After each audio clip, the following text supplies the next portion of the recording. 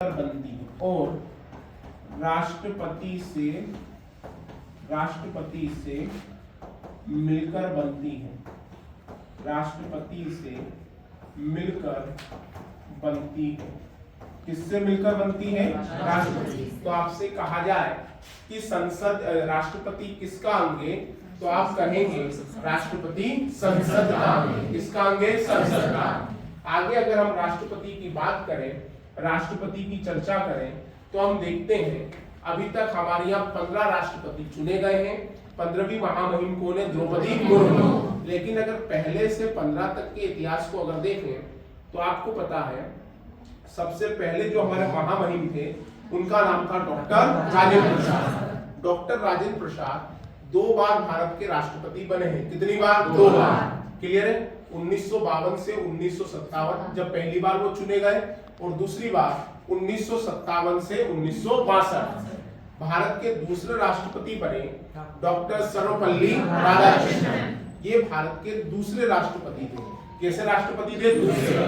फिर भारत के तीसरे राष्ट्रपति बने डॉक्टर जाकिर हुसैन। कौन बने? डॉक्टर जाकिर हुसैन। लेकिन इनकी मृत्यु पद पे रहते हुए ही हो गई और ये अपना 5 साल का कार्यकाल पूरा नहीं कर पाए। इसीलिए हम कहते हैं पहले राष्ट्रपति जिनकी मृत्यु पद पे रहते हुई वो कौन है? डॉक्टर जाकिर हुसैन। डॉक्टर जाकिर हुसैन के बाद भारत के चौथे राष्ट्रपति बने वीवी गिरी। कौन बने? वीवी गिरी। कौन बने? वीवी गिरी। वीवी गिरी के बाद भारत के 5वें राष्ट्रपति बने इंदिरा गांधी जी के कार्यकाल में फखरुद्दीन अली अहमद। कौन बने? फखरुद्दीन अली अहमद। इसके बाद आए भारत के 6ठे राष्ट्रपति, और 6ठे राष्ट्रपति निर्विरोध चुने गए। कैसे चुने गए? निर्विरोध। और इनका नाम था नीलम संजीव रेड्डी। क्या नाम था? नीलम संजीव रेड्डी। राष्ट्रपति चुनाव के इतिहास में एकमात्र राष्ट्रपति जो निर्विरोध चुने गए वो कौन है? नीलम संजीव रेड्डी। कौन है? नीलम संजीव रेड्डी। ये 2 बार लोकसभा अध्यक्ष भी बने। कौन? नीलम संजीव रेड्डी। ये 2 बार लोकसभा अध्यक्ष भी बने। इससे पहले एक बार राष्ट्रपति का इन्होंने चुनाव भी लड़ा लेकिन उसमें हार गए।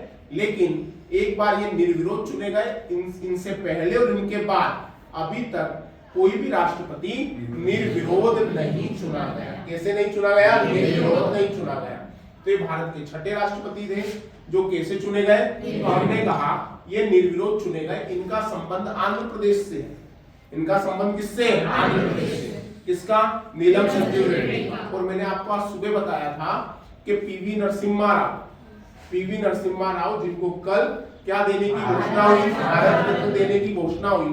इनका संबंध भी कहां से आता है? आंध्र प्रदेश से। और अभी मैंने शुरुआत में कहा कि भारत रत्न किसके द्वारा दिया जाता है? राष्ट्रपति के द्वारा।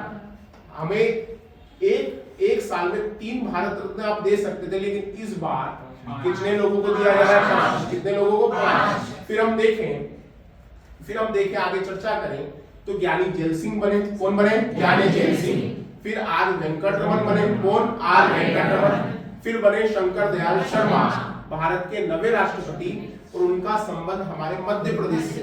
कहां से था? मध्य प्रदेश। और प्रीवियस एग्जाम में मध्य प्रदेश में आप हमने पूछा भी है कि भारत के 9वें राष्ट्रपति कौन? शंकर दयाल शर्मा। फिर आए भारत के 10वें राष्ट्रपति के.आर. नारायण। कौन आए? के.आर. नारायण। फिर आए भारत के 11वें राष्ट्रपति जिन्हें मिसाइल मैन के नाम से जाना जाता है। कौन? डॉक्टर अब्दुल कलाम आजाद। फिर आए भारत की पहली महिला राष्ट्रपति जिनका क्रम था 12वां, प्रतिभा देवी सिंह पाटिल। कौन थी? प्रतिभा देवी सिंह पाटिल। फिर आए भारत के 13वें राष्ट्रपति कौन? प्रणब मुखर्जी। कौन? प्रणब मुखर्जी। फिर आए भारत के 14वें राष्ट्रपति डॉक्टर रामनाथ कोविंद। कौन आए? रामनाथ कोविंद। और अब बनी है द्रौपदी मुर्मू। क्लियर है? 5 साल का कार्यकाल होता है। निर्वाचन आयोग इनको चुनता है। अगर इनके त्याग पत्र की बात की जाए, अगर कहा जाए कि राष्ट्रपति त्याग पत्र किसको देता है, अगर राष्ट्रपति के त्याग पत्र की बात की जाए, अगर राष्ट्रपति के त्याग पत्र की बात की जाए तो राष्ट्रपति अपना त्याग पत्र उपराष्ट्रपति को देता है। किसको देता है भाई साहब? उपराष्ट्रपति। हमने कहा राष्ट्रपति अपना त्याग पत्र उपराष्ट्रपति को देगा, सेम एज इट इज उपराष्ट्रपति अपना त्याग पत्र किसको देगा? राष्ट्रपति को। लेकिन जब राष्ट्रपति चुना जाएगा तो राष्ट्रपति को शपथ, किसको शपथ? राष्ट्रपति को शपथ कौन दिलवाएगा? तो हमने का शपथ दिलवाएंगे सर्वोच्च न्यायालय के मुख्य न्यायाधीश। शपथ दिलवाएंगे सर्वोच्च न्यायालय के मुख्य न्यायाधीश, सर्वोच्च न्यायालय के मुख्य न्यायाधीश। जल्दी से बता दो, अभी वर्तमान में सर्वोच्च न्यायालय के मुख्य न्यायाधीश कौन है? डीवाई चंद्रचूड़। और इनका क्रम कौन सा है? 50वां। क्रम कौन सा है? 50वां। और इनके फादर भी भारत के सीजेआई रह चुके हैं। क्या नाम है?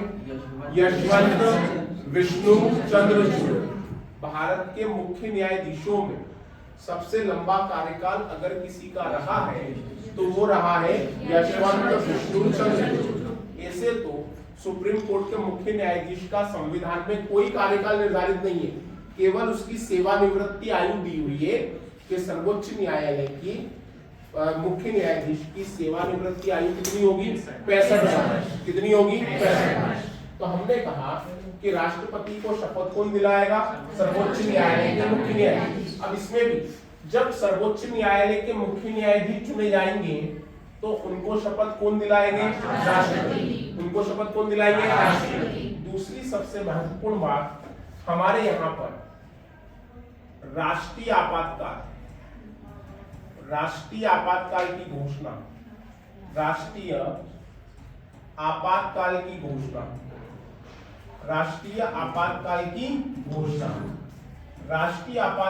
घोषणा कौन करता है? तो राष्ट्रपति करते हैं। कौन करते हैं? राष्ट्रपति। और हमारे यहाँ पे अगर राष्ट्रीय आपातकाल की नेशनल इमरजेंसी की बात की जाए तो 3 बार राष्ट्रीय आपातकाल लगाए। कितनी बार? 3 बार।